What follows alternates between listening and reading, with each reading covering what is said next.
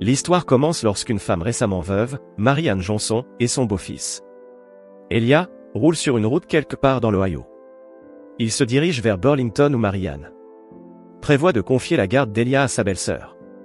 Le pauvre garçon n'en sait rien et pense qu'il se rend en Californie pour recommencer une nouvelle vie.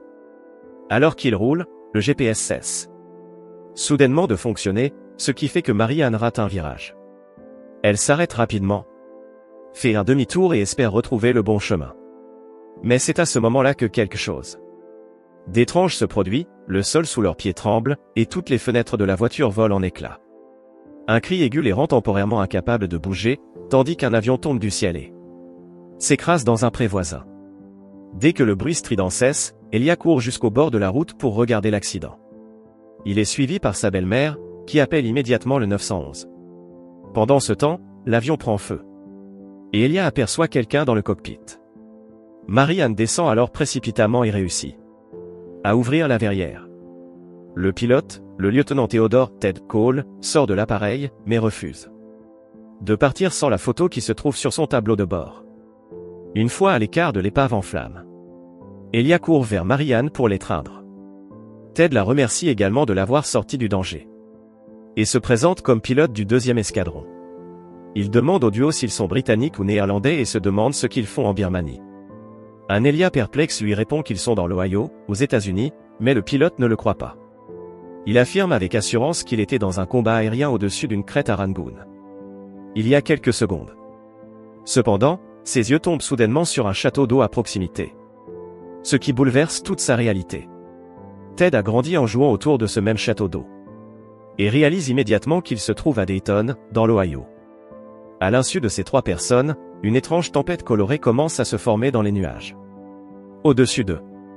Par la suite, la mère et le fils emmènent Ted à l'hôpital le plus proche, où le shérif local, Parker, s'informe de l'incident. Marianne raconte ce qu'on lui a dit, mais le shérif pense que l'étranger délire à cause d'une blessure à la tête. Elia, en revanche, n'est pas aussi sceptique que les adultes. Il demande à sa belle-mère de l'argent pour acheter des bonbons au distributeur. Mais elle lui donne une carte de crédit et lui dit de ne pas s'éloigner trop loin. Évidemment, l'enfant se dirige directement vers la chambre où Ted est gardé, se faufilant devant l'agent de service. Il se penche pour regarder les plaques militaires de Ted, mais ce dernier lui attrape soudainement le poignet. Ted, qui n'arrive toujours pas à comprendre ce qui lui est arrivé, demande à Elia pourquoi la police garde sa chambre. L'enfant répond que c'est parce qu'il pense que Ted est un méchant. En réponse, Ted dit qu'il combattait les méchants il y a seulement quelques heures. Il demande ensuite à Elia de l'aider à s'échapper et lui propose même une barre chocolatée. Ted explique que sa femme la lui donnait comme porte-bonheur avant chaque vol. À ce moment-là, un officier voit Elia dans la chambre et essaie d'entrer. Mais comme la porte est verrouillée, il commence à frapper dessus violemment. Ted demande alors nerveusement à Elia de trouver quelqu'un nommé Shérif Simmons et de lui dire que son vieil ami a des ennuis. Peu de temps après, Ted ouvre la porte de sa chambre, mais est plaqué sur son lit. Il est alors immobilisé et sédaté. Pendant ce temps, alors que la mère et le fils rentrent chez eux, Elia révèle tout ce que Ted lui a dit. Il est évident que l'enfant croit que l'étranger dit la vérité. Il montre même la barre de chocolat que Ted lui a donnée et confirme que cette marque a cessé sa production il y a 30 ans. Marianne pense toujours que Ted souffre simplement d'un traumatisme crânien, mais pour le bien de son fils. Elle accepte de se rendre au poste de police local pour chercher le shérif Simmons. Entre-temps, un groupe de véhicules gouvernementaux et militaires arrive sur le ruisseau. L'avion s'est écrasé il y a quelques heures. L'agent en chef, Bill Kaminsky, est au téléphone avec quelqu'un. Il affirme que personne ne doit parler à Ted et qu'ils ont 7 heures pour régler toute la situation. Kaminsky dit ensuite aux pompiers sur place que la route est fermée jusqu'à nouvel ordre et qu'ils doivent nettoyer le site de l'accident sur 10 miles dans toutes les directions. Il observe bientôt la formation nuageuse étrange et colorée au-dessus du site de l'accident à travers un équipement de surveillance. Puis, il ordonne à son assistant, Bowman, de surveiller Ted en permanence et de ne pas le laisser partir sans sa permission. Ailleurs, Marianne et Elia arrivent au poste de police de Bradford et demandent le shérif Simmons. Le chef du poste leur dit qu'il n'y a personne de ce nom ici. Pendant ce temps, Elia, qui est près d'une vitrine dans le poste, voit une vieille photographie. Il ouvre rapidement la vitrine et prend la photo avant que quiconque ne puisse voir ce qu'il fait. Une fois à l'extérieur du poste, Elia montre à sa mère la photographie qui aurait été prise en 1938. Dans un coin de la photo se tient Ted, vêtu d'un uniforme de policier. Mais Mary-Ann n'est toujours pas convaincue, croyant que la personne pourrait être le grand-père de Ted. De retour à l'hôpital, Ted se réveille et regarde par la fenêtre, voyant plusieurs soldats arriver. Il commence à soupçonner qu'il se passe quelque chose de louche et décide de prendre les choses en main. Lorsque l'infirmier entre avec un autre sédatif, Ted l'assomme, se change rapidement en uniforme d'infirmier et s'échappe discrètement. Quelques instants plus tard, Bowman entre dans la chambre et voit l'infirmier inconscient. Réalisant que Ted s'est enfui, elle ordonne à ses hommes de le retrouver et de l'arrêter immédiatement. Pendant ce temps, Ted retrouve ses vêtements dans la blanchisserie de l'hôpital et sort tranquillement.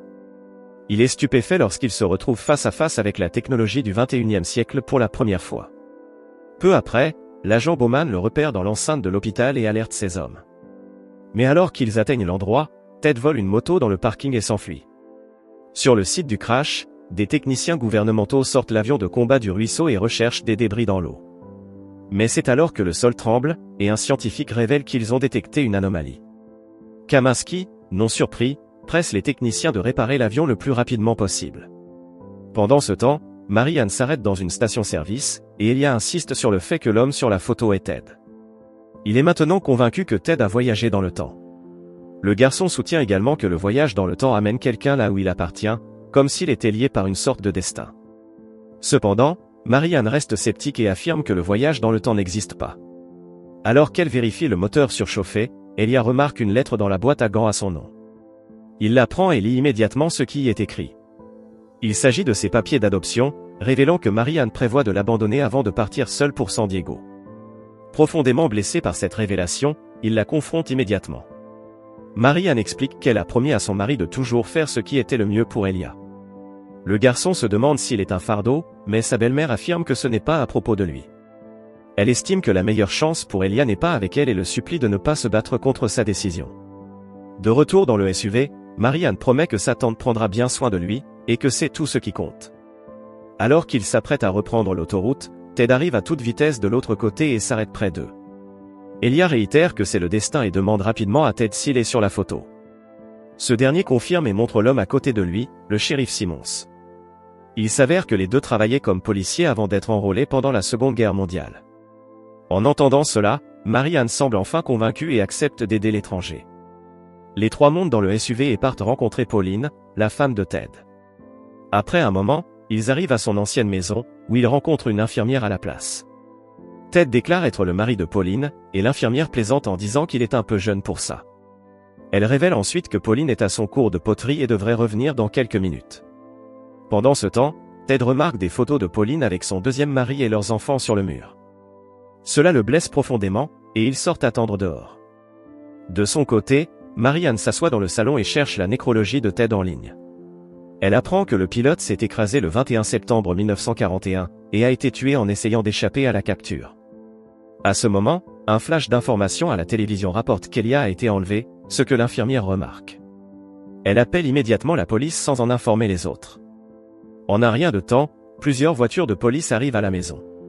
Lorsque Ted remarque cela, il retourne à l'intérieur pour avertir les autres, puis se précipite par la porte arrière. Dehors, plusieurs soldats, accompagnés de l'agent Kaminsky, l'attendent. Un Ted effrayé lève les mains alors que les agents s'approchent lentement. Mais au lieu de l'arrêter, Kaminsky déclare qu'ils sont là simplement pour ramener Ted à sa place.